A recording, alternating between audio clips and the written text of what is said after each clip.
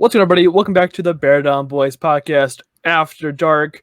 We are doing a very special episode because we couldn't schedule before the Thursday night game, and that might have been beneficial to us. I think, well, superstitiously speaking, definitely had something to do with it, I think. And because we got our first W of the season after embarrassing loss to the Denver Broncos. So how do you guys feel currently? Yeah.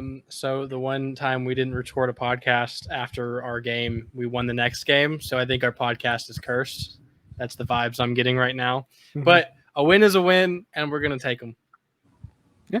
I feel like we're back. Like that was, I mean, the first half was such a clinic, which I guess you could say the Denver game was too. But then we finished it this time. So we're back.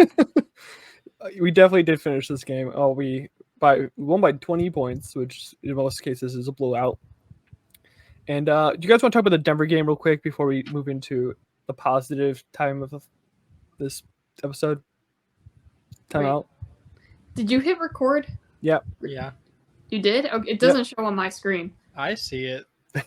In the top left, the big red square that says recording. Do you not see it? Mine doesn't. Well, we're recording. Okay, promise. I was just making sure. We move on. Oh yeah, so to talk about the Broncos game, which I really don't want to talk about the Broncos game, but you know, it happened. It was a game that happened at some point in time. We did really well at the beginning, though. Well, yeah. So I have talked about it many times on this podcast, the other podcast I was a part of, my own TikTok, that I forget what joy and happiness felt like. At the first half of that game, I was like, this is what it feels like. Just for it to like be crushed away from me, I think honestly was worse than just losing all of the games.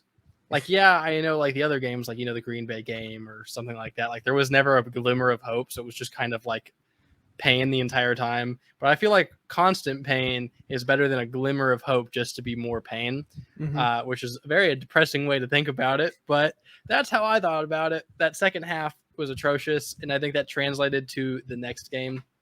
With the Commanders, where literally we were up 27-3 at halftime and we were dominating like every facet of the game. And I was like, we're going to lose this, aren't we? I had literally the same reaction. I was watching one of my friends who's a Commanders fan. And because we had finished. Exist? What? They exist? They do. He's from Virginia. They do. Okay. They do exist. And it was before we had like left the stadium after our rehearsal and whatnot. I was like, yeah, man, my only worry is like we're gonna blow this. Like, I'm gonna be honest. And we tried to give it to him. We tried to give him a lot of opportunities too. But we, at the end of the day, we finished the job, which did not happen in Denver. And I'm with you, Jarett. Like that glimmer of hope that, oh my gosh, we're beating a team that is supposed to be better than us as of right now. And like, we're supposed to be like this awful team. And here we are doing great things. Yeah. And then it was just that it was a slow burn too, right? Because they made it 28-14 at the end of the third quarter. Right. So it was like one good drive. One good drive puts us away. There won't be enough time on the clock unless you do dumb things. Which we even then that still happened. Like, yeah, I'm with you, Jarett. It was just painful. Man, that was one of the worst. That was A, one of the games of all time. B, maybe one of the worst Bears losses in recent memory, which says a lot. My big takeaway from, you could say both games, more specifically the Broncos game, when there's a situation, at least from my point of view and past experiences, when there's a situation where you have one team up quite a lot at halftime, or up one team's up, and then at halftime, they go in the locker rooms and they come out and then the game just completely switches. That's usually a sign of bad coaching on the team that blows the lead, because that's when you make the adjustments. I mean, obviously it's not great coaching to be down by like 3 scores to the Bears at any point in the game. But when you make that adjustment at halftime, we, as a team need to make adjustments as well. And this might be a dumb way of thinking about it, but from when I was watching both games, how I saw it was they made adjustments, and I don't know if it was Eberflus or if it was Getsy, but it seemed like we did pretty good in that first half. Let's change absolutely nothing, and it'll go just as well. Well, then the other team adjusts. We don't adjust to their adjustments, and then you see what happens at the end of that Broncos game. Which, I mean, also turnovers did kind of like hurt at the fourth quarter of that game. The fumble, I'm not completely blaming on Fields. I think it wasn't a great play by him, but he was hit like immediately after the rollout. The interception, I still haven't, like, I didn't watch like the all 22 thing, but there was I think Fields said, or Komet had said he saw it was like man defense, so he tried adjusting his route accordingly. But like Fields saw zone defense or something. I could be butchering this a little bit, but that's the general gist of what I saw. And so Fields threw it to where it would have beat them, like kind of good for this defense he saw. Komet ran a different route for the defense he saw, that kind of a thing. And so I blame that one more on miscommunication than really a bad play by either of them. Again, not great to turn the ball over in the end of the fourth quarter. Never usually goes well, but I think it's not as bad of a play on either part. Yeah, miscommunications happen. It's not. It's avoidable, but sometimes they still happen. But I mean, overall, we haven't even talked about it yet. Fields has played pretty lights out for 2 straight games, which is, I don't want to say unheard of from him, but from the passing standpoint, we haven't seen that yet, where he's had back-to-back great passing games. I mean, 617, 8 TDs, and 1 interceptions. Those are like pretty good numbers for 2 straight weeks. I do think his yearly interception total is still a little high with 5 through 5 weeks, but we've seen improvement. I know we all, I mean, especially all of us, we've talked about it. We expected going into week 1, Fields was going to be on that tear, like MVP candidate. I think we all mentioned that at least a little bit. Didn't happen. Obviously, our offense came out awful. And it didn't really turn around against Tampa. Kansas City, we didn't pass for 100 yards. And then all of a sudden, we ban Claypool from the existence of the franchise, and then our offense becomes a pretty damn good offense. I know we played the Broncos, who are like the worst defense in football, other than maybe us. And then the Commanders, which a lot of people are saying now, they're like, oh, that's a bad defense. That's why he did that. I don't think the Commanders have like a great defense, but they have an elite defensive line. So overall, I think that at least puts them as like a middle of the pack defense. And speaking of which, our offensive line was insane for the most part. There was a few, bad plays, like I think Montez Sweat beat Darnell Wright once. Borum wasn't great, but even he like held his own. Like they played against an insane defensive line, and other than like the first drive where Fields took the sack right before he threw the dot to Moore, they kind of like he had plenty of time in the pocket pretty much every single play. It was impressive. The only really downside, Cody Whitehair, his snapping, which was his issue when he was our center years ago, seemed to have like kind of come back a little bit, where he was having some snapping issues. There was a handful of times where it was a bad snap, which Fields still managed to do well with, so you can't complain on that part really either. Yeah. No, the offensive line gave him plenty of time to throw. Maybe this was more the first half than the second half, because in driving home, I did miss part of the second half. But primarily like that third quarter. But like the pass blocking was far better than the run blocking. Like that's something that still needs to be improved on. But to me, if the pass blocking is good and the run blocking is lacking, I'm happy. I'm like, I'd rather have it that way, right? Because the passing is going to open up that run game eventually. It's eventually going to make them play back a little. And yeah, I'm with you, Jarett. Like when I was talking to my dad about like the outlook for Thursday night's game, I was like, that defensive line against our offensive line, I'm like, I'm not confident in it. Like that's the matchup that worries me the most. I think that's the matchup where they win.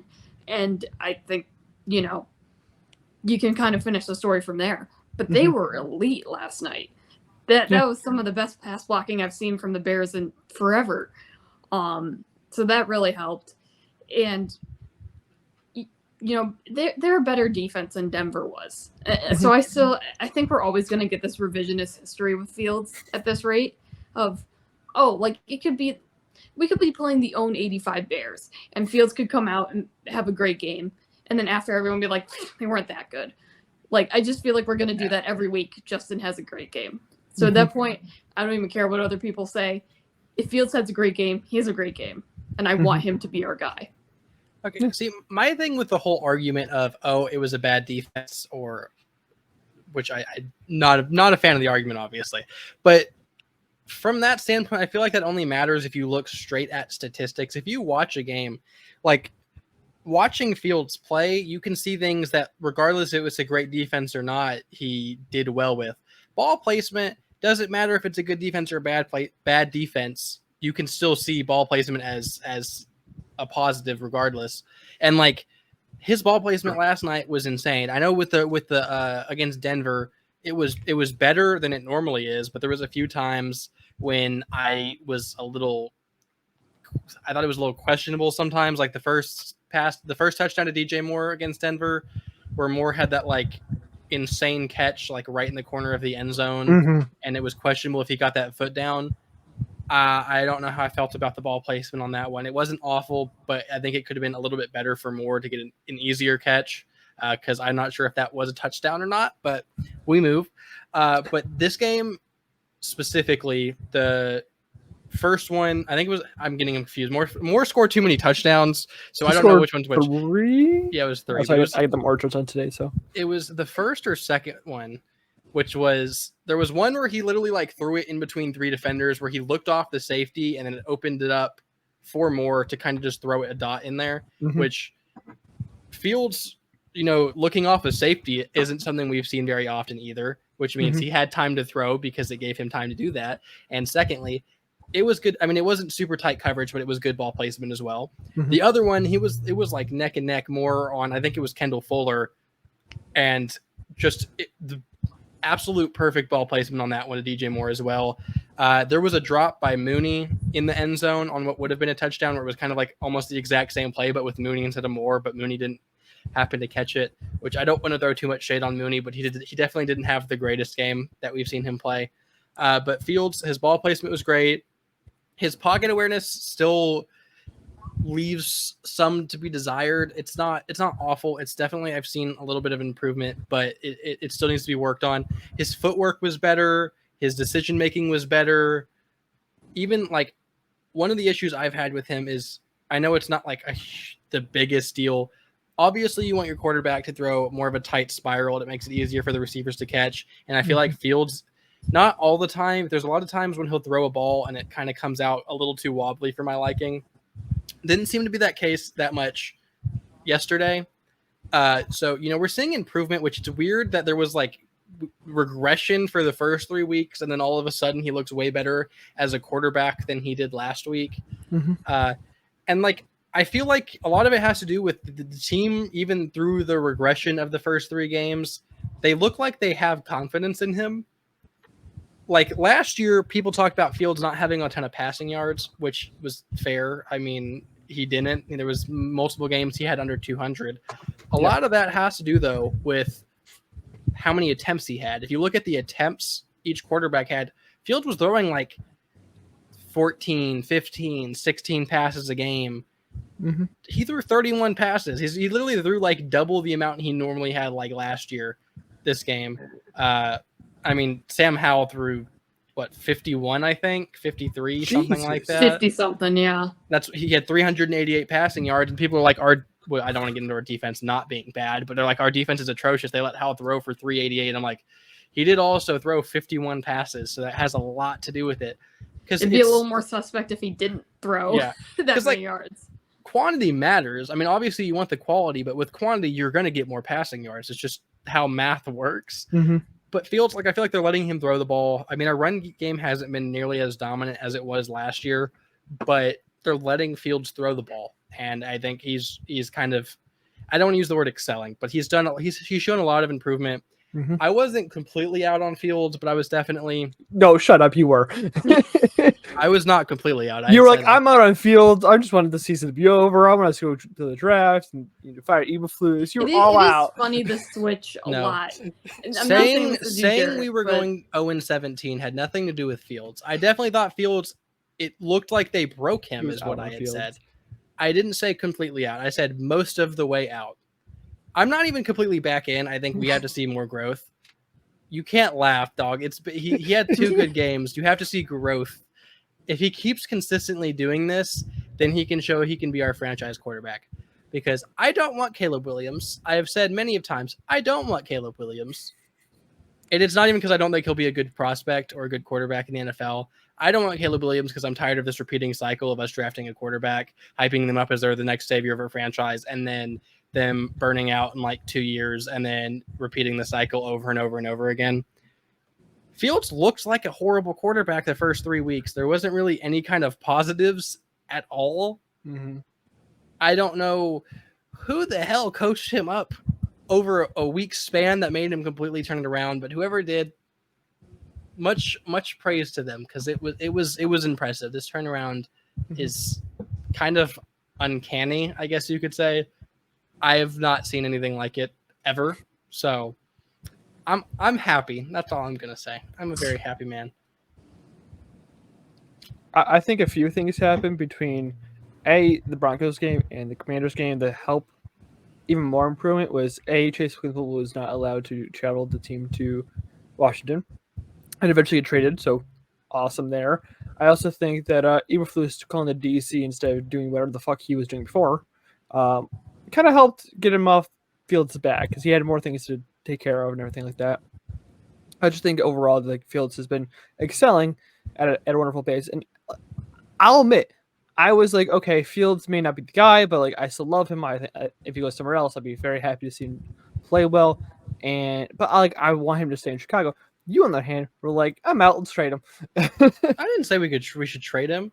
I said, okay, so there was the thing on Twitter, or I think is what you're referencing with the Falcons, where people are like, the trade was Fields for like Ritter, a second and a fourth. And people were saying no. And I didn't say trade him, but I did say for what Fields' value was at that point, that was a lot of value for Fields. Getting a second round pick for him, I was like, that's a lot of value for how bad he's been. I wouldn't have done that trade because I despise Ritter as a quarterback, and I think he's absolutely he's substantially worse than Fields. Even now, I don't think Fields' value is like a first round pick or anything like that. So I think now maybe you could trade Fields for like a second and a fourth hypothetically. I don't want to change quarterbacks. If I wanted to trade Fields, I would be all over the Caleb Williams bandwagon. I don't want Caleb Williams. Listen, I like Fields. I think he's a good dude. But at the same point, you have to be realistic. And from those first 3 games, there's no way in hell any single Bears fan was like, yeah, that looks like a franchise quarterback. I think it's less flip-flopping and more so seeing growth, because I will not backtrack. He looked atrocious. There was literally no positives of any games that he played at all. It was bad reads, bad decisions, not seeing the field, bad footwork, bad ball placement, which was all issues he's had the last couple of years that stopped him from being a franchise guy. And then all of a sudden he flipped the script and did it, which I think I didn't even really think about the fact, but you brought it up. Eberflus kind of stepping away from being like a head coach and being more of a defensive coordinator and focusing on that in the games. I don't know if Getsy's also improved in play calling since Flus has left. That's so wild. I'm starting to maybe wonder if Flus was trying to be involved in the offense more than he should have. Because now I'm saying it out loud. I'm like, this makes a lot of sense. Because Getsy wasn't great last year. He definitely had that turning point where he improved a lot. But then he was awful to start this year. Didn't get DJ Moore the ball at all. Flus takes a step back, and now DJ Moore gets the ball like a lot more, which is what you have to do, obviously. I still think Flus should be fired. I'm not going to stand. I'm not going to disagree. We could win out and win the Super Bowl. I'm still like, Flus should be fired. But that's how I felt about Nagy. I was like, Duke could win the Super Bowl. I don't care. I want him out of Hallis Hall the next day. all his stuff. I'm just I'm defending. kind of the same with Eberflus. Yeah, I'm just defending my love for Fields. Again, definitely didn't think he was a franchise guy. Still don't know if it's the case, as we still need to see more improvement. But I was never fully out on the guy. Mm-hmm. Just very much close to it because I've been a Bears fan for 20 years, and we've never had a good quarterback. We've never even had really a mediocre one. Cutler is the closest thing to that, and he was all right. Nothing too special. He got injured when it mattered. Depending on how you look at it. But listen, I rode with Mitch till the end. I was a staunch Mitch defender, saying it was Nagy, which is partially true, by the way. I stand by that. Part of Mitch's downfall was Nagy's downfall, but vice versa, right? I'm not here saying Trubisky was a good quarterback. He's not. He's a good backup though. But like, I'm still out on Eberflus and Getsy. I didn't like Getsy last year. I still don't like him this year. I think if you can't form your scheme around the players you have, that's on you. That's your fault at this level. At the college level, it's a little different because you actually recruit those guys. Yeah. In the league, you draft them maybe if you're lucky. And it seems like Getsy's finally opening up his scheme to fit Fields', like he finally had Fields on a designed QB run in the first quarter. I saw that. Like one of the first plays of the game, even, I think. So like he's opening it up. But it's like if you can't do that, if you can't coach Justin Fields, I don't know what to tell you. I'm gonna be honest. Because the kid has talent. That much is clear. We can see that. Yes, he's a little suspect on like ball placement and accuracy sometimes, but like he's got the arm strength. He's got the legs to run. We know that. And like the accuracy is hit or miss, but when he hits, it's perfect. Like it is literally hit or miss. And those are just things you can work on.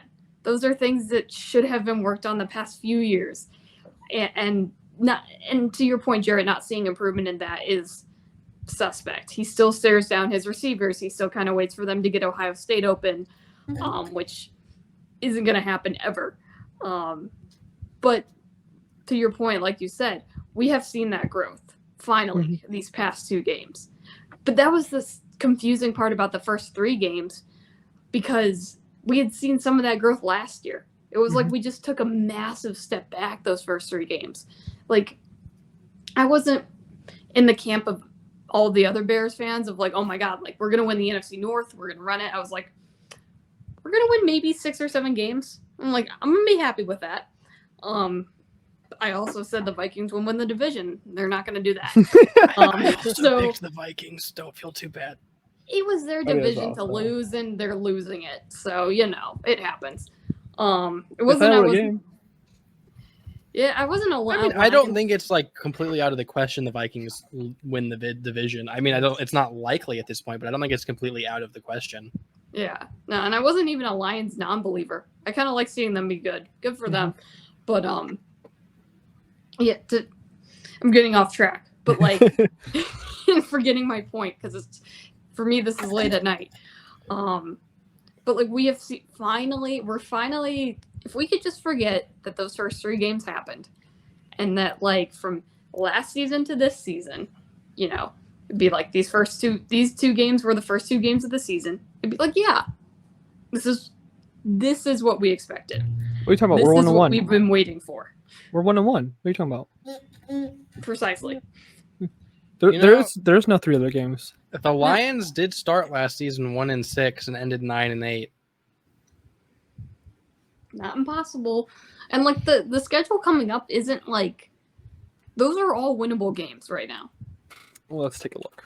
It's Vikings, Raiders, Chargers, Saints. Chargers, I think a lot of people are downplaying them because of how their coach is worse than Flus, bro. Stanley is better. Staley is bad. I don't know if you can confidently say better than Flus. He's genuinely an awful coach. They have so much talent to never win games. It's like it's like almost impossible. I'm just saying, Khalil Mack coming back to like You have the second best quarterback in football. You have Eckler. Yeah, Herbert's the second best quarterback. Whoa. I'll stand by that. I'll die on that hill any day. I know Burrow sucked, but come on. Josh Allen, Tua, come on. Okay, fuck off. Do not put Tua in the top 2 conversation. I'll put Tua wherever I want. It's Mahomes way up here. Oh, yeah. And then last year I kind of had Burrow and Herbert really, really close. But Herbert's kind of surpassed Burrow until Burrow gets the stick out of his ass, I guess, because I don't know what the fuck Burrow's doing. But then it's Herbert, and then probably Josh Allen. I don't know, Hurts maybe. But my thing is Herbert. I have him second best quarterback in football. You can agree to disagree. I don't care. But bro is an insane talent. Mm-hmm. Eckler, I don't like as just a true running back, but as a receiving back, he's pretty insane. Their offensive line isn't the best, but they have a good receiving group. Gerald Everett's a solid tight end. Their defense isn't even bad either. I think it's like they genuinely should not lose as many games as they do. Mm-hmm. Like at that point, it's kind of like, the Bears where we're like, hey, we have talent. Why does none of our talent play like they have talent? Coaching, because Staley is worse. I don't know if it's worse. It's very close. Mm-hmm. Like they have more talent than we do, and they barely win more games than we do. Mm-hmm. It's definitely a coaching issue. I think Staley's one of the worst coaches, if not the worst coach in all of football. I can't wait till they fire him and get someone competent, and Herbert can actually look like an MVP candidate, like he actually is. Johnson from us, aren't they? They what? They're gonna still Ben Johnson from us, aren't they? They might. They're more like a place you'd rather be than Chicago. LA, the Chargers, the powder blue jerseys. I love them jerseys so much. They're the best. They have the best. My favorite jerseys of all time is them powder blues. Beautiful. I have a LaDainian Tomlinson one in my closet. I can't ever own a Chargers jersey because my stepdad's a Raiders fan and he would be mad at me. But LT, probably my favorite running back ever, at least up there. And the powder blues are just. Mwah. I think Nicole might be frozen. No, I think she's good. Oh, she's frozen. I was going to say on mine, she's definitely frozen. But we'll keep moving. Also, one thing I wanted to bring up, other than just our schedule, which we can get back into just a second. Mm-hmm. My thing with Mitch, which I was on the Mitch bandwagon, literally when we traded or when we let him go. Mm-hmm. I was upset. I was upset. I was like, he could have been our franchise guy, which I think honestly was me holding on for too much hope, which I did the opposite with Fields in this case. Again, not completely out on him, but I definitely was like, I think Mitch kind of broke me to the point where I gave up on Fields a little too early. Mm-hmm. I definitely, again, he played horrible, which I think was well-deserved. But Nicole's back. Hello. But the thing I wanted to say about Mitch, which Nicole pointed out, was a lot of it was Nagy's fault. I don't know if this is a hot take or not. It probably isn't. But I think a lot of the times when highly drafted quarterbacks fail, mm-hmm. has a lot to do with coaching. There are the exceptions. Jamarcus Russell was fat and lazy. All right, that you could literally have given him God himself as his head coach, and he would have failed. They gave him a blank. This is my favorite story from his. Oh yes, I love the blank disc, and they're like, "Watch the tape." And and they're like, "Did you watch the tape?" And he's like, "Yeah." And they're like, "No, yeah, there's blitzes. We covered blitzes and cover 2 and stuff." And they're like, "What the fuck are you talking about, bro?" Yeah, there's nothing on that tape. Again, stepdad's a Raiders fan, so I definitely remember the Russell days. My aunt actually, she knew I was a football fan, but knows nothing about football. And I'm a Bears fan, but she's like, "Oh, he also likes the Raiders." So she saw a Raiders jersey at whatever store. I have a Jamarcus Russell jersey. Never wore it, and I gave her a stank face whenever she gave it to me. I didn't mean to because I felt bad, but I was just like,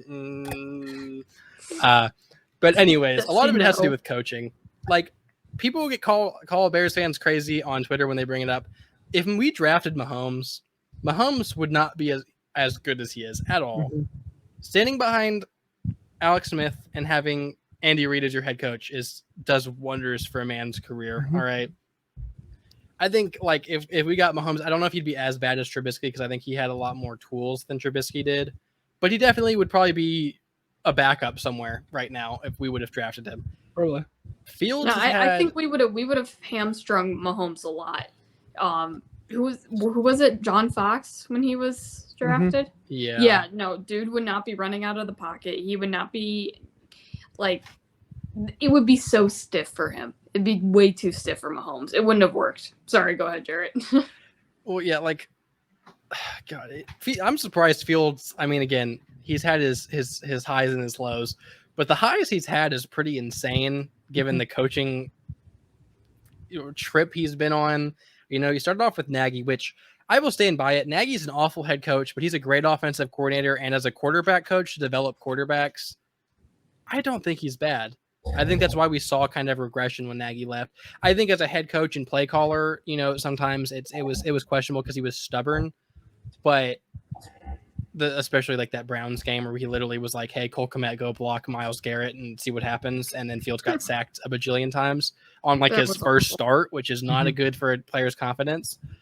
But you know, it went from that to Eberflus, which I know a lot of Bears fans were excited, given we get excited for everything. There was a lot of Bears fans excited for Eberflus. At first, I hated the hire, but then I kind of bought into the hits thing because I was like, hey, that's cool. I like that. And we saw it last year. Then didn't really work. But I don't know. I feel like, obviously, a defensive coach, it can still work with a young quarterback. We're seeing CJ Stroud ball out with DeMeco Ryans. But I think you have to hire a much better offensive coordinator than we did. Getsy, he's almost more inconsistent than Fields is, if we're being honest. He has some games where he calls and it's like, hey, that wasn't half bad. You know, we looked like a competent offense. Then he goes and has games like against Green Bay where he called 37 screenplays in a row. Mm-hmm. It does not help a quarterback. And I think like, I don't know. Fields' issues are stemmed a lot more than just like bad play calling, but it definitely looked like there was some issues where they did not coach him correctly on some things. I would pay $1 bajillion to see what went on inside of like the facility after practice, during practice, to see kind of what went into developing him. Because I think there were some good things, but there was also a lot of horrible things, like the things that should be quick fixes when you draft a young quarterback, like they didn't like ever seem to work on. Like it took 3 years basically for us to see Fields' footwork improve. Like that's such a basic thing that you should fix almost immediately. And I mean, I'm kind of over exaggerating how easy it is, but that's an easier fix than some of these problems that quarterbacks have. And we're in week 5 of season 3 before we saw some improvement on it. And I think that's just coaching malpractice at that point. I think at this point we're seeing what we saw from last year from Fields.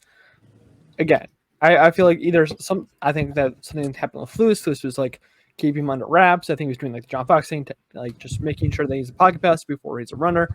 And I think after that Broncos game, after it fell apart, and Justin's like a reporter said that he just sat in his locker for like 30 minutes after the game, just staring off to nothingness because he was shocked by the loss.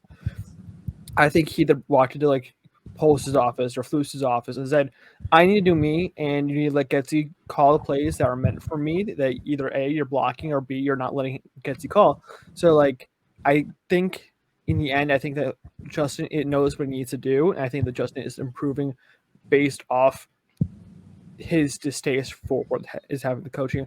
So I think that in the end, Flus is probably going to be gone, but I think Getsy might stay around because of Justin maybe starting to like the play calling coming from him after Flus has stepped back from managing rather than now he's basically a DC at this point. See, my thing, if Flus is gone, unless Getsy's head coach Getsy's gone, no head coaches come in and take on the like former staff. They usually like to build their own group of guys. Mm-hmm. Which if Getsy leaves, I'm not going to be heartbroken or anything. I feel like with how talented Fields is, it's not like impossible to call good plays for him.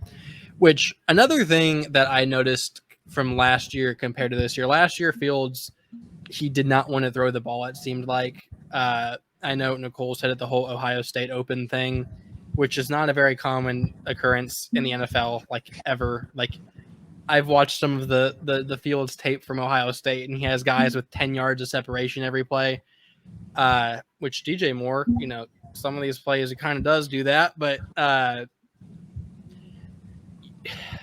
Fields, like, my mind's kind of blanking out. He was too much of a run-first quarterback last year. Like, there'd be plays where it was like 0.2 seconds in, no one's open, I'm scrambling. And I think going into this season, they overcorrected it to where it's literally do not move from this pocket until you're buried in the turf. Mm-hmm. Now we're starting to see somewhat of a little in between, which I think is why he's performing so well. Because when he was just running 24/7 last year, teams could just stop the run and kind of shut it down a little bit. Then this year, when he doesn't run, he hadn't shown, the improvements that where you have to be fearful of him throwing the football. And now that he's doing both, you kind of like it gets the defense off balance because he could run, he could pass. And that's what you need to do with a guy like Fields. I still don't think he's, the best passer or anything. He still has his issues, but he definitely has improved so much, like enough to where you have to worry about him as a threat passing and running the ball, which is all you could ask for from Fields. I do hope Fields is our franchise guy, and I know this is like a bad thing for the Bears, I guess, technically.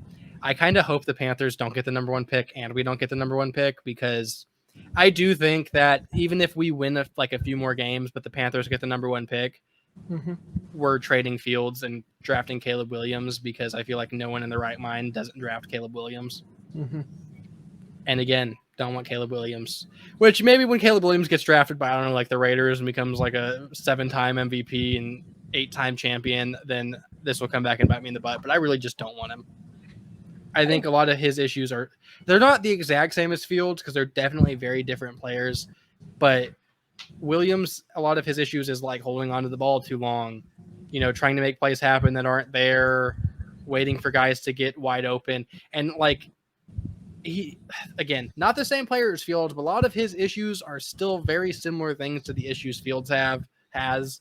And with Fields, I mean, he's shown so much improvement over the last 2 games that I'm not saying he's our franchise guy now, but if he consistently keeps doing this, then you can polls, if he trades a quarterback that looks like a franchise guy, he's going to get ran out of town. Like, I don't know if you've seen the movie Draft Day, Mm-hmm. which is one of my favorite movies of all time, even though it's awful. The part wherever like the like fans are literally about to like burn down the facility. That's what would happen to polls if Fields consistently keeps doing this and they still trade him and draft Caleb Williams. Mm-hmm. I know you'd be happy for Caleb Williams, but the Bears have never had a good quarterback in 100+ years. You can't trade one that's finally like showing signs. I know it was someone on ESPN. I can't think of his name, but he had said now is the time to trade Fields while his value's up, and I think that's the dumbest thing I've ever heard. Yeah. I think it was Chris Canty, if I remember That's correctly. who it was. Yeah. Yeah. And Ryan Clark agreed with him, but I like Ryan too. I don't know him. I haven't seen much of Chris Canty on TV, but I like Ryan. But yeah, you said it earlier, and I'm in the same boat, and I'm more so on the field side of it than just let's not do the cycle again. But it's both. I want Fields to be our guy because I believe he can be, and because I don't want to do the cycle again. We are so sick and tired of the cycle. I literally ordered Justin Fields' jersey when he was drafted. I don't do that for players. I'm a diehard Michigan fan, and this guy terrorized me as a Buckeye. And I bought his jersey on draft night. Like, that's how excited I was. And just to see, yeah, we kind of broke him. We kind of did, because that's what we do to quarterbacks. Mitch had to go through not the same, but somewhat similar scenario. Not that he showed flashes, but where the offense took a very obvious step back, and got like run out of town. And now I think people are going to stick up for Fields more so, but people are talking about Caleb Williams like Trevor Lawrence or Andrew Luck, in that you can't miss prospect. And it's like, Yeah, but The Bears will miss. Right, we're just gonna do this all over again. Maybe it hits, maybe it works. I'm not really willing to sit through. I mean, I am because I'm a Bears fan for life and I'm going to sit through the pain, but I really, really would rather not trade a guy who has shown he can be the guy, in my opinion, and loves being here, loves the fans, loves the city, and we just trade him just to see if Caleb Williams is going to work out when we know what we have in Fields and we know what we can do with Fields. We got a wide receiver 1 for him. We tried to get a wide receiver 2 or 3 for him, and that didn't work.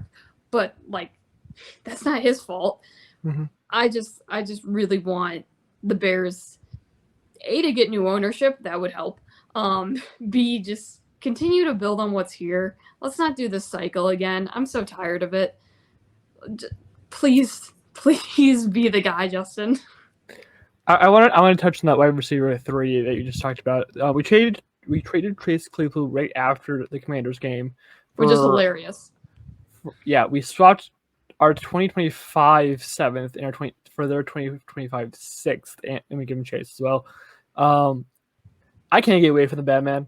I don't know if our viewers know, the Dolphins are the team I follow outside the Bears, and I can't get away from this man. He haunts me apparently. Sucks for the Dolphins because they're not winning another game this year. I'm sorry. We're 0-16. Which I think the curse. Hilarious. We literally traded for him, didn't win a single game until we banned him from the establishment. Maybe that's what it is, and that will be a good team. It was just we were bad because Chase Claypool, which I don't really care for the term like locker room cancer, but Chase Claypool, that's a pretty wicked coincidence. I don't know. Dog, like he has so much talent, bro, just does not give a shit about anything, and it's ridiculous. Like it's when you have that much physical talent where you genuinely could be one of the best receivers in football just based on physical abilities, but you just don't care. Like it's God, I'm just gonna sound brutal. He's a waste of space. Like he's a waste of God-given talent. My God. He has a cool nickname, but bro, retire. Like Jesus. Like there's no positives around. One of the things I hate the most about football players or like specific players is big receivers who don't know how to use their size.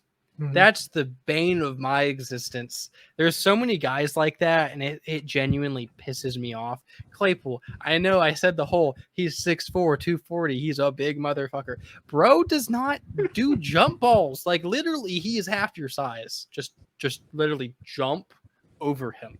That's all you got to do. But bro's like in the Bucks game, I think there was a few plays. He did better blocking in that game, but when it came to receiving, players much smaller than him boxed him out. And you can't do that when you're that big. And like, he's not fast, he's not quick, he's just big. And he doesn't use the whole part of being big. And so therefore, not a very good receiver. I think Poles has definitely had some misses. That was by far the biggest miss. Probably of his career. I hope so. But like, dog, that was David had mentioned it. I agreed with him.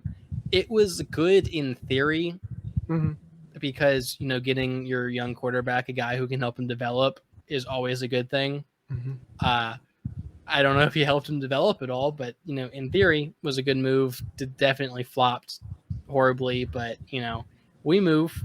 We still have DJ Moore, who's a hit. Jesus, DJ Moore is an insane receiver.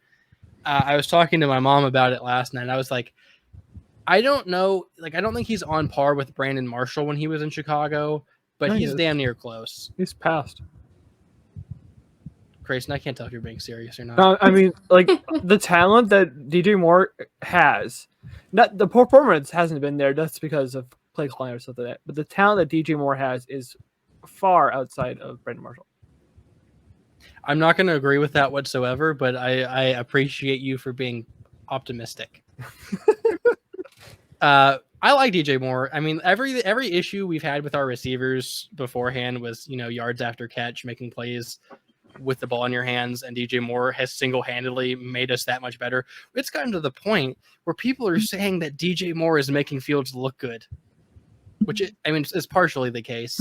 they're like DJ Moore took a 10-yard pass for a touchdown. I'm like, you mean like what receivers are supposed to do to help out their quarterback? Yeah, he did his job real well. Fields gave him the ball and he scored. Like, whoop-de-doo. That's how an offense works. Because I know we went through the years of literally, Mitch kind of had that issue with some of his receivers. And especially, given Mitch was with Nagy and it was just all curl routes, which it's hard to get yak on curl routes. But, unless you're DJ Moore. But Fields, his issue so far was he never had receivers make plays after the catch. Like, even Mooney. Like, Mooney is a great route runner and he's good at getting open. But basically, as soon as he catches it, he's down. Mm-hmm. DJ Moore has completely fixed that, and it's so good to watch. I'm still not buying any Bears jerseys because I'm on strike until they bring me consistent happiness. But I really wanted the DJ Moore jersey last night after watching that because it was a very, very good game by him. I love Mooney, and it kind of makes me sad because it seems like the bromance has switched from Fields and Mooney to Fields and Moore very quickly. But, Mooney can be a very, very solid wide receiver too, so we can't complain that much. Mooney did have an awful game against the Commanders, but bad games happen.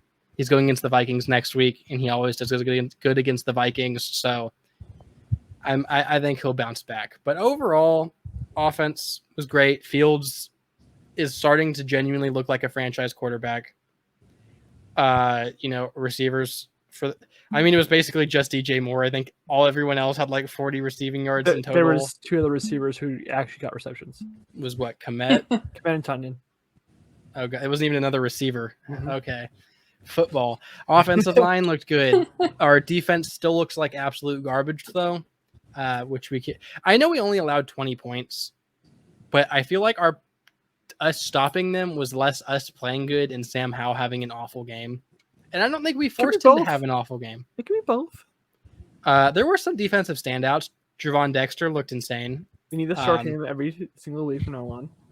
I hope so. I feel like they should have learned their lesson that our defensive line was awful. They put him in and now they're good. I feel like that's kind of means a lot. But our cornerbacks were at the end of the game. There was literally like I still don't even think I know who it was. It was like number 30, and I'm like, who is this man? I genuinely don't know who this man is. I think I know it is. They never showed his jersey, like the back of his jersey. If you tell me the name, I'll know the name. I genuinely did not know who bro was. Well, we're at a point. You bring up a good point, even though I don't think you meant to. Of that, now we're kind of decimated. Like, we won, but at what cost? And now that's what FedEx Field does to a team. Our secondary is decimated. We don't have running backs. Like, Jalen Johnson did say he's coming back next week. Good. We need him. I hope Eddie Jackson does too, because if I have to watch one more game from Elijah Hicks, I think I might hurt myself. That was rough. That touchdown in the red zone in the corner, I was like, man, he bit so hard. And bro was like complaining to the rest of his team, and I'm like, dog, why are you complaining? It's man on man. That's your man. That's your one job. Bro, it was atrocious. You're in the end zone. There's no one back there to protect you. Like, I don't want to hate on him too much. He was literally a 7th round, pick last year. Like, most of them don't get thrown into his starting position, and he was, but he has not looked too great. Number 30 was Johan Williams. And did you guys know we had Teron Harmon on the team? Yeah, we signed him like 2 days ago. Yeah. I did not know. Johan Williams? I think that's how you say his name. I've never heard. Nicole, do you even know who that is? I think he's the guy who signed from the Vikings. Oh my God! Yes, it is. Oh, that's right. I forgot we did that. I was thinking like Johan, like Johannn. No, now that you said, I know who you're talking about. Yeah. Okay. Well, yeah. So he's new. So I'm cutting myself some slack. But I was like, who are these people? Like, we are decimated though. Like, to start the game, it wasn't great at secondary either. We had Stevenson and Stroman actually had a good game. I'll give him. It was a Stroman revenge game. Mm-hmm. He did used to play for them. He was indeed a Washington football team. It's not even. He was the team. It's not even just the defensive side or like the defensive backs. It's our offense too. I love Kari. But Kari should not be taking snaps. Like 8, he took 8 rushes last night. You're lucky Okay. Miller's not here. So man. next week Grayson won't be joining us. Some mysterious figure burned down his home. The duck will be executed. I'm saying that I love Kari. I love that he rushed for 8 rushes, but the fact that we had to go to Kari is an issue. Kari shouldn't That is have a fair been. point. Oh, no, I'm David. I don't agree with him at all. Please save me. He doesn't want Spare to my be life. home. I get where you're coming from. Like, I like Kari. He's definitely an offensive weapon, and I'm happy that if we had to have a fullback run the ball, we have someone like Kari. Yeah, Because if we had someone like, I don't know, I don't want to name someone that David likes, so just give me a fullback. Shibiani Ritchie. Yes, him. If we had him, then I'd be worried. But like, I mean, he didn't play bad. Like, I mean, it definitely had me worried, but he didn't play bad. No, I'm just saying we were that decimated where we had Kari taking snaps. Herbert did. I mean, I don't want to say he pissed me off, but when he fell over, like he got hurt, left the game, came back in on his first play, like literally just fell over immediately after getting the ball. I was a little annoyed, not at him, but just at the situation. I'm like, just sit out if you're hurt. But you know, Herbert got hurt. My beautiful baby boy Roshan Johnson has a concussion. Mm-hmm. Foreman for some reason's inactive. Homer got hurt somehow. I didn't even know he was hurt until I was like, we had Kari in, and I'm like, why is Travis Homer not playing? He's a running back. And then it was like the injury thing on the side, and I'm like, oh, apparently he got hurt sometime in this game. I do think it's weird Foreman's not active on game days.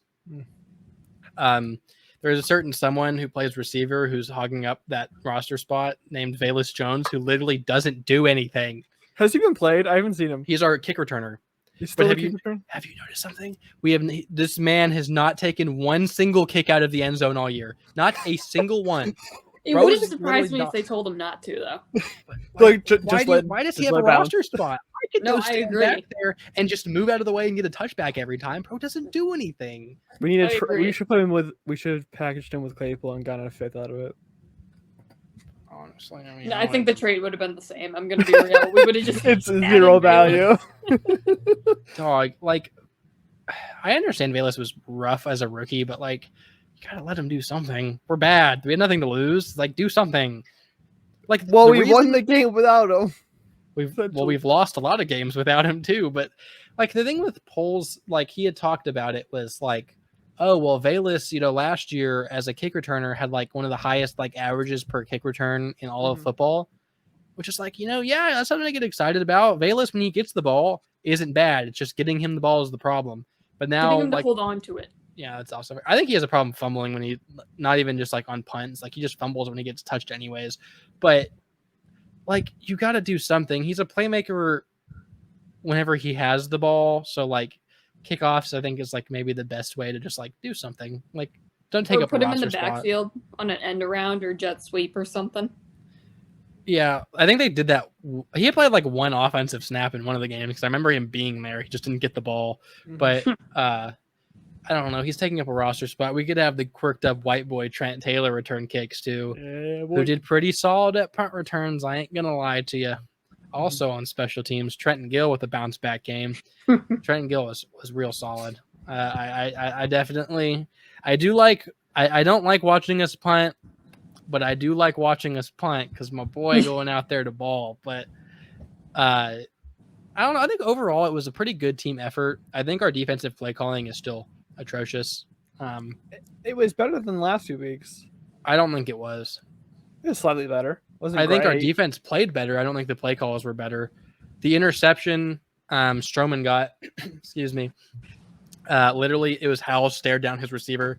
It was very like similar, kind of like to the Quay Walker interception that fielded through week 1. He literally stared his receiver down in the middle of the field, and Stroman kind of like walked into an interception, like, oh, hey, I'll take that.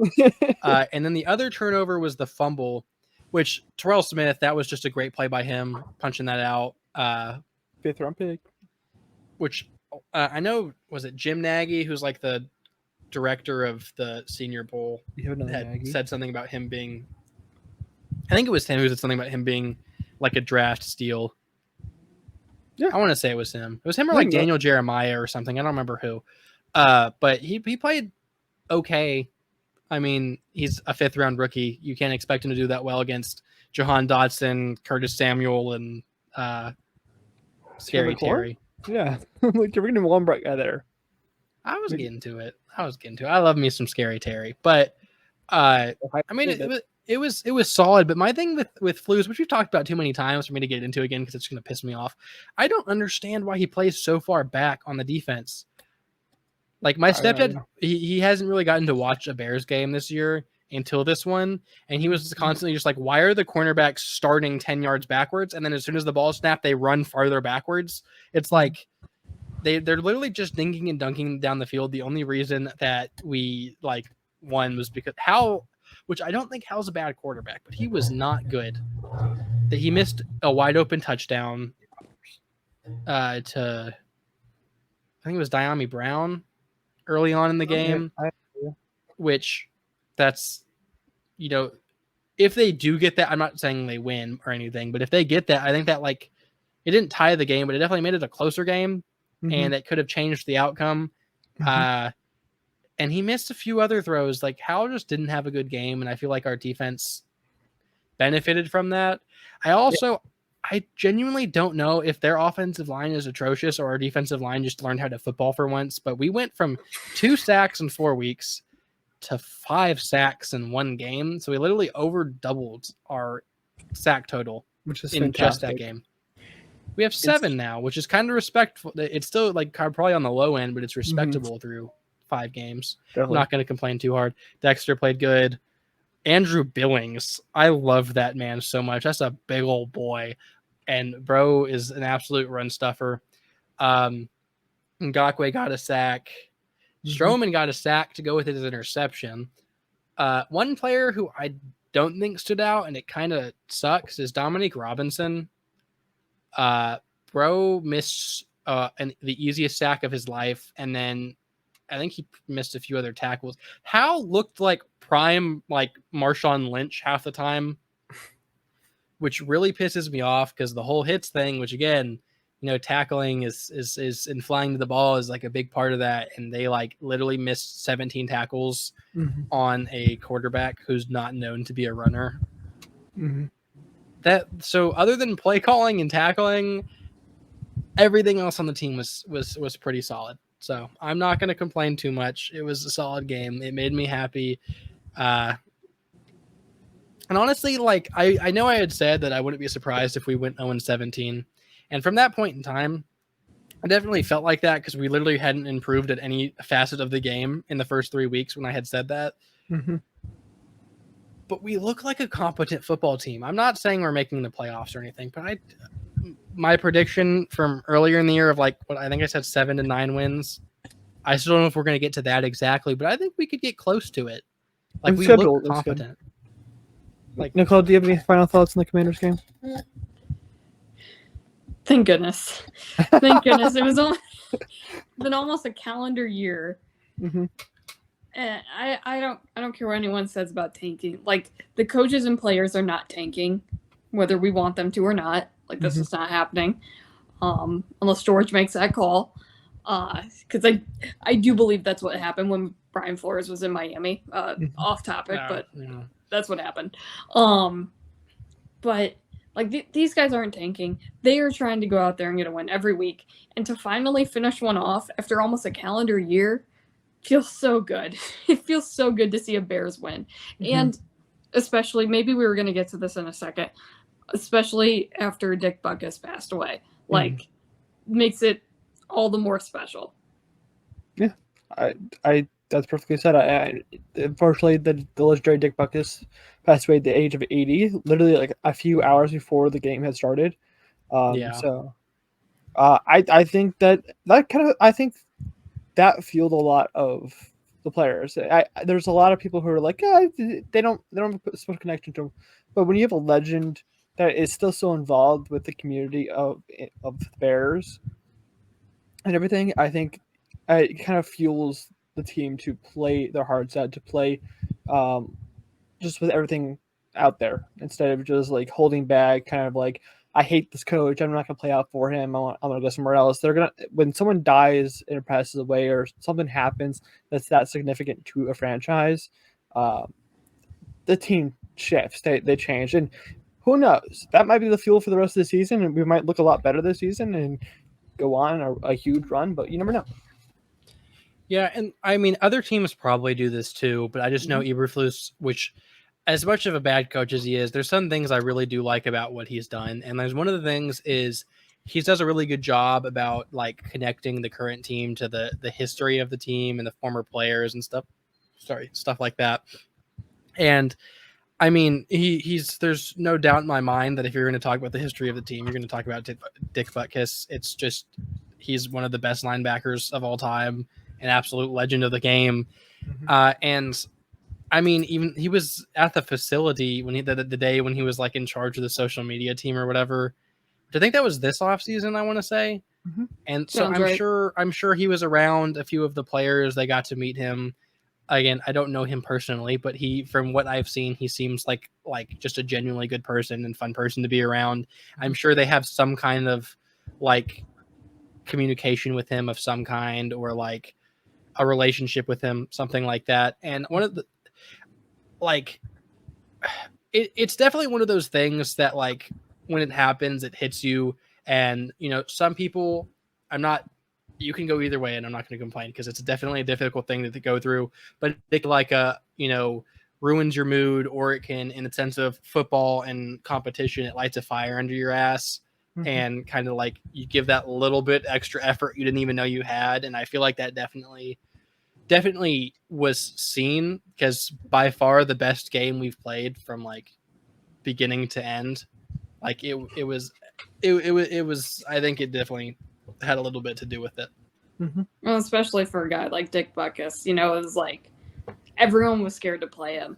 Like when I was listening to the radio on the way back home during the Thursday night game, they were saying, Chris Berman was saying, like, he's like, we might go in and win in Chicago, but you're going to pay for it. Like, you were terrified to play that man every week. I mean, just the way he played the game was like, that alone lights a fire under your ass, because no one played the game harder. I mean, again, that was way before my time, so I'm not going to act like I watched him live or anything. But the favorite moment of his that I've seen, I don't know the exact like situation or anything. I'm sure y'all have seen it.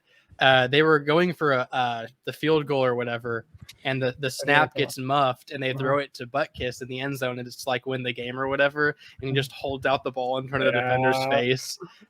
That's like my favorite thing ever from him. It was hilarious. But I also love that he had like hatred imbued into him for Packers fans. His Twitter is legendary for how much he just hated the Packers. Man, it was a bear through and through.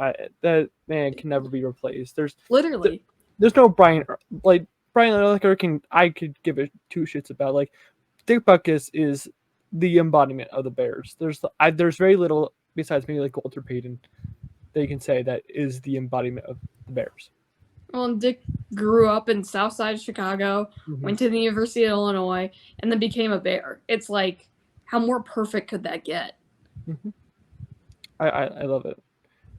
But it's sad to put a legend to rest, but hopefully he's in a better place, and hopefully, he's looking down on the Bears, and hopefully he's not screaming at management. Since we're over an hour into recording, I want to kind of move into next week in our preview for the Vikings game, who are also, they might be 2-3 by the time of this, but they're 1-3 right now. So let's hope it's 1-4. Do you know who they're playing off the top of your head? They played the Panthers last week. Vikings, Kansas City. Well, they're gonna be two. they're gonna be 1-4 as well. So let's hope at least. Big dubs, boys. Taylor Swift is still undefeated. So, which, like, I think the Vikings kind of like kept it till the end against the Panthers too. But I mean, to beat the Panthers to help us out. I was going for the Vikings. I'm not going to lie to you. I don't want the Panthers to get the number 1 pick, but that number 2 pick with Marvin Harrison Jr., that's looking real juicy right about now. The Vikings, again, I know Nicole also mentioned, apparently we were on the same page thinking they were going to win that division. It's not over yet, but they do not look great. I don't even really, I haven't watched enough of their games to really know why. Like It's fumbles. It's fumbles. It's red zone I've heard interceptions. Madison has been awful. He fumbled once in like week 2, and then downhill since then.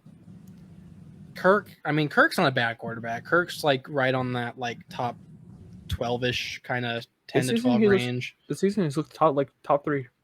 This has been one of his best seasons as a Viking so far. I genuinely need to go back and watch these games because I'm not gonna lie, and I'm not gonna act like I've watched every single game. If I'm saying Kirk is good, you should know that Kirk has been good. Okay, I mean I'll stand by it. The only game I really got to watch of them was against the Panthers a little bit, and I didn't see a lot of good in the little bits I saw. But again, I haven't watched a lot of the Vikings, so I don't know. But Kirk has also thrown some bad interceptions in the red zone. The one against the Panthers was the horrible Chargers interception. One was terrible. I saw the one to end the game because I caught the very end of that game. Which that's one of the big problems about this off topic. But being a football fan is you can't watch every single game. You could go back and watch them. Yeah, but red zone is not like every play. Yeah, I do watch red zone when I'm not watching Bears games, but I feel like you don't get the whole experience. You get significant plays. That's why I watch it, but I want to see everything. I want to watch every single game at all times, every single play. That's what I want. But Sunday ticket, my guy. I do have Sunday ticket. That's like Octobox. You can Octobox that shit. I don't know how to do all that. You can. I know the one on YouTube it like gives you can have like I think 3 games or 4 games or something. Yeah. Anyways. Vikings, I don't think they're as bad as their record shows. They have had not the easiest schedule in the world. They've had a pretty easy schedule. They lost to the Chargers. Looks like a Viking. Eagles. The Eagles are a good team. Bucks. Yeah, but which the Bucks don't look bad though. The Eagles have also looked a lot worse than they've been playing. The Bucks have been inconsistent. They played against the Cardinals. That's a preseason. Never mind. Bucks, Eagles, Chargers, Panthers. Okay, it's not an insane schedule, but it's not bad. So it's like the same level that we've been playing at. Yeah. We played the Broncos and we didn't win that game, which hurt my soul. That's the different story. If we won that game, we're sitting at 2-3 right now. We're winning the division. That's what's happening. Our division doesn't scare me. I know the Lions have a good record. They'll lie in it. Well, I don't even think they haven't been bad. I'm not saying the Lions are bad, but I feel like they haven't been as dominant as some people think they are because their record. I watch a lot of Madden on YouTube. I'm not going to lie to you because I have no life. There's a YouTuber, MMG, who's a Lions fan, and in one of his videos, he said, "I can talk shit as a Lions fan because we're a top 5 team now." I don't think they're top 5. I think they're maybe like top 10, but they're good. 12. They're good, but especially once they make the playoffs, I don't think they make it far in the playoffs with a guy like Jarett Goff. First round exit, yeah. Whenever you get to the playoffs, which again, this is so off topic, but when you get to the playoffs, quarterbacks matter more, and Goff's just not that guy. I'm sorry to say it. He's not. Goff is he's not bad. He's a game manager. As you're a secondary Dolphins fan, my second team is the Rams because the boy Cooper Kupp, who's probably playing this week, big dubs. Let's go with Puka Nacua Goff, as well. He just he doesn't make a ton of mistakes, but he doesn't make a ton of big plays either. He just kind of he's there and he's vibing and he won't lose you games, but he's not going to win you games. He's a good game manager, and that's all you can ask for him. The receiving core doesn't scare me. Because Jameson Williams suspended. Amon-Ra's good, but is Jameson suspended? He got suspended for half the year, didn't he? Like 6 games? No, it was reduced, I think, to like 4. I think he's questionable for this weekend, I believe. Oh, well, never mind. I didn't know they got it reduced. Jameson, okay. I don't want to say he's a bust because it's literally his second year. And people are saying that. I just genuinely don't know because he got hurt a lot. He didn't get a lot of playing time last year. So we don't know what he is. He could be an elite core or elite receiver. Who knows? We'll find out. But the Lions as a whole don't scare me. The Vikings don't scare me at this point either. I think their offense is still going to be very, very good. But their defense, which was my big problem with them last year, is probably going to be an issue again. And the Packers, I think the Packers aren't a good team except when they play us. just because I'm not allowed to be happy. For the Vikings specifically, as that is the game we're playing. Kirk, good quarterback. The running back room, all I've heard is Madison isn't been playing well. Justin Jefferson is still the best receiver in football. Hawkinson, top 5 tight ends. And they have good coaching. They don't. Maybe I got overconfident off one win. I don't know. They just don't scare me. I think that they definitely should be favored to win, but I wouldn't be surprised if we won that game.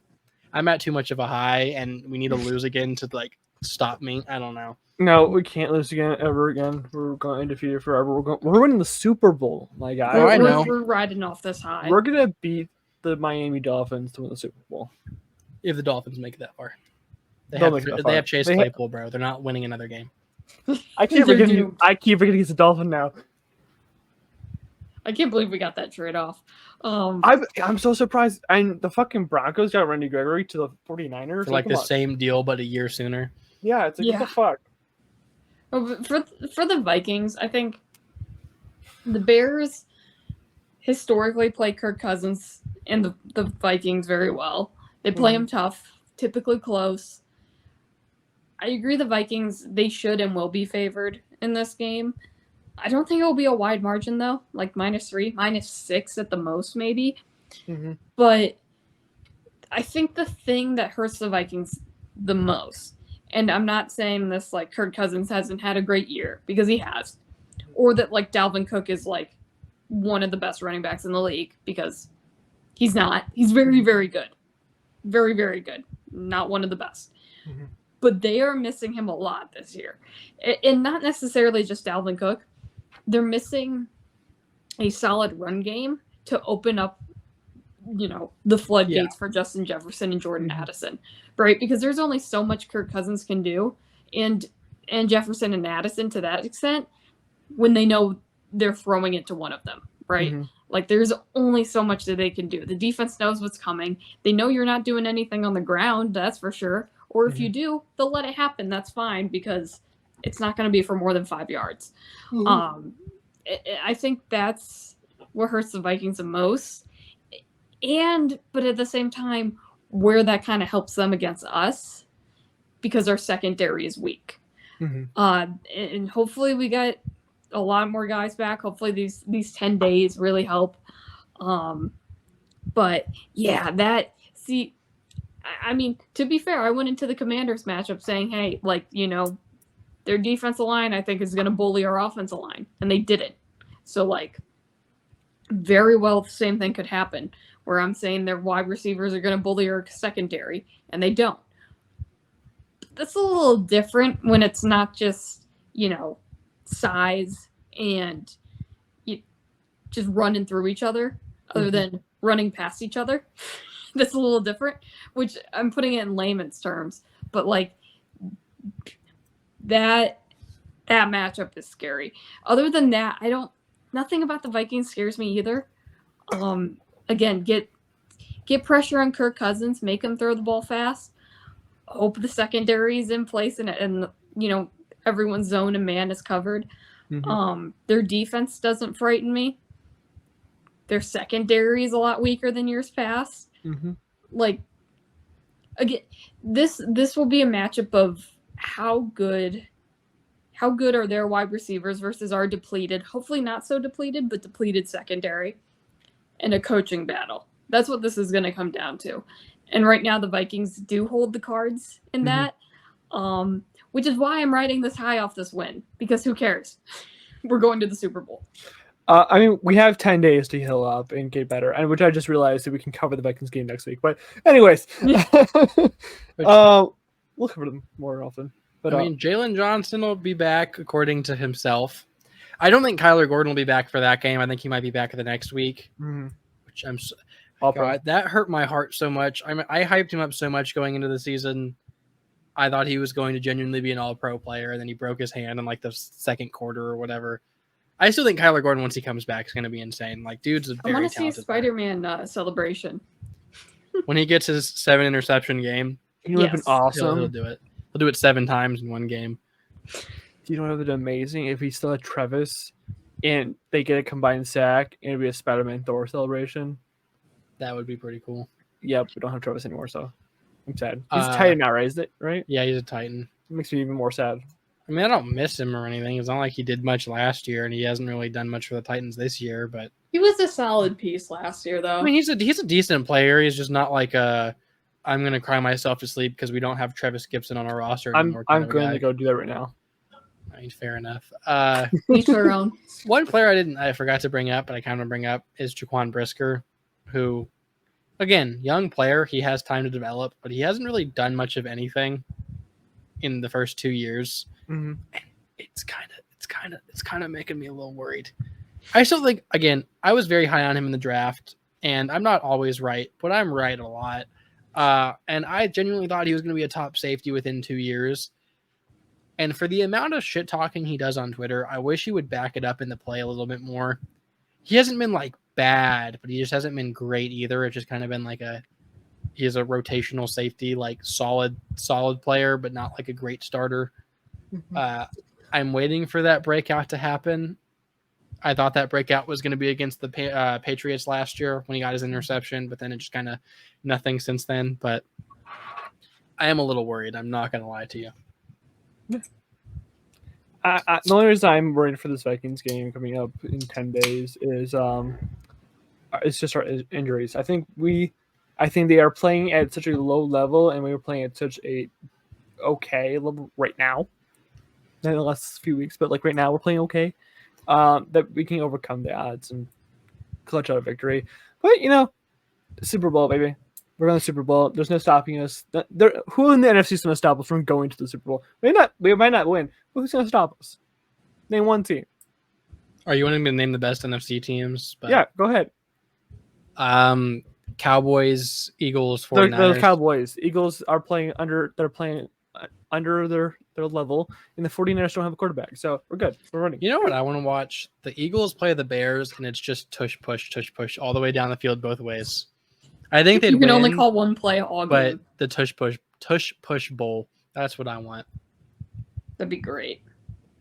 That'd be appointment television. Which we went like 3 for 3 on tush pushes last night, bro. It was pretty good. Most teams fail at them. Only Jalen Hurts and Justin Fields. Which ours doesn't work as well because we have Tyler Scott as one of the pushers, and Tyler Scott is like a Jason Kelce. Respect Cody Whitehair. Yeah, no, we don't have Jason Kelce. But yeah, they have big people behind Hurts, but we had Tyler Scott, which no disrespect, dude could be a good receiver, but dude's tiny. He's a very small man. Like when there's a player smaller than me on a football field, that's when I'm like, yeah, probably shouldn't be involved in pushing heavy weights. We should put Andrew Billings out there. Honestly. Or Justin Jones. He's not doing anything on defense. Just put him there. A play I liked because it was funny. I don't think it went well for us. They got like a 20-yard gain. Was we had 10 men on the field, and then Andrew Billings comes running from the sideline, and then bro's like running full speed, but it's like a mile per hour trying to get to Sam Howell. Andrew Billings is obviously not a great player or anything like that. He's a good rotational piece, but I love him so much, and he's becoming one of my favorite players just because his presence is funny to me. Mm-hmm. He's so like just a large man. I think he looks like one of those like just huge dudes, but they're like super nice when they're not playing football, kind of like a big old teddy bear guy. But I like me some Andrew Billings. Andrew Billings is embodiments like one of my favorite wrestling things that people say is that it's just big man slapping meat. Like that's all you need. You just need a big man slapping meat up front. That's all you need. I feel like there's got to be a better phrase than it definitely meat. Is. I'm very buzzed right now. So man said slapping meat 3 times in a row. I think it's men slap. I don't know. I have no idea, man. I'm a little buzzed right now. This is what happens on BDB after dark. At night. Yeah. At night. Any other things you guys want to add to our conversation with the Commanders, Broncos, and then future Vikings game that we're just gonna cover next week, anyways? It's not really like an actual thought or anything. Uh-huh. Alcohol loosens me up, but I want to point out going into last game, I like I've been very negative this season after week 1. I'm Mhm. not gonna lie. I think that's been noticeable. Mhm. Going into Yeah. last game, we were sitting at 0-4 with no hope of a win, basically. And I was just confident from first whistle to final whistle. Like I was just enjoying watching football and being confident and not worrying about wins and losses. Mhm. And we got to win. So now we can get blown out by 50 points. I'll be confident and I'll be optimistic about this team. And it's more fun that way. Mhm. And that's That's why true. Justin Fields is going to be a good quarterback, is because the optimism from one man in Orange, Texas is spreading the love to Fields, and he can feel it. He's can winning feel MVP. it. He's going to win MVP still. Somehow. Yeah. Let's pull it out. Nicole, do you have any final thoughts for this episode before we just lose our minds? Watching YouTube. Yeah, no. I haven't been that bad. I'm fine. Thank goodness for a win. We needed it. We needed this That's really. badly. See, this was planned. This whole After Dark thing was planned before this game. Mhm. This is celebratory drinking. If we lost, Oh, it's this would be depressive drinking. Be So this so is depressed. this is an improvement. Dude, I was so ready before the Commanders game. I'm gonna wear my Tua jersey onto BDB because hey, you gotta root for someone that's doing well, and I get to wear my Moore jersey because he did really well. Also about the game, that like literally had no significance. But after the game, when they were celebrating, which I think all Bears fans forgot, like Club Dub was a thing. Mm-hmm. But when they were celebrating, watching Trent and Gill celebrate made me a very happy man because I thought about. I got to feel like I was there. I was watching myself celebrate with the team. I felt the connection there. I thought Club Dub died after Nagy. It's not like Club Dub, but we definitely like party in the locker room and post it more than most other teams. Does. I don't like other teams posted other than like the Saints with Jameis Winston when he was like dancing with the crutches, bro. That's what we need. We need to sign Jameis Winston as our backup. That's what we need. No, we don't, because every time he comes in the game, they just lose. Remember the Packers Saints game? Well, hopefully he doesn't come into the game because we have Fields going to an MVP. We have Tyler Badgett. That's his name, right? Bears fans have made me hate that man. I'm not gonna lie. Same. I hope he's a good backup, but them wanting him to start after week 1 was hurting my soul. I do like, again, I think it was reasonable for me to be more down on Fields at the beginning of the season, but I do feel a little bad for ever disrespecting my king because bro's good. His improvement happened almost overnight, but it did happen, and bro is looking a lot better. And he doesn't have good defenses going up against the next couple weeks for the most part, except like New Orleans. But if we see this constant improvement, then all aboard the MVP train. I just want to say I really like your Kyle Long jersey. That's our require Kyle Long. Totally did that on purpose. Yep, let's go. But yeah, I think we're let's stop the episode. I want to thank everyone for watching. Let us know what you guys think about the first win in 14 weeks, I believe it was. Yeah, this was the 15th week, but yes, we had 14 straight losses. 14 straight losses. It's our first win since then. And if we're going back to the Super Bowl, but all our socials should be on the screen or down below. Check it out, and we'll see you guys next week when we talk more about the Vikings, and hopefully we're a little more sober. Bye-bye.